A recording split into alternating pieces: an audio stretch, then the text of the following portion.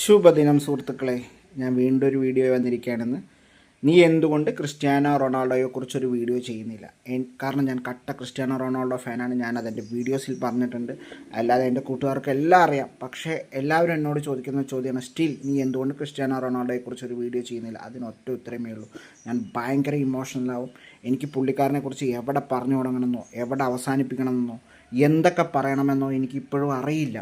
കാരണം ഞാൻ ഭയങ്കര മെൻ്റലി ഡൗൺ ആയിട്ട് ചെയ്യുന്നൊരു വീഡിയോ ആയിരിക്കും അത്. കാരണം എൻ്റെ രാജാവാണത്, എൻ്റെ കിങ്ങാണത്, എൻ്റെ ദൈവമാണത്, എനിക്ക് പ്രചോദനം നൽകിയ മനുഷ്യനാണത്.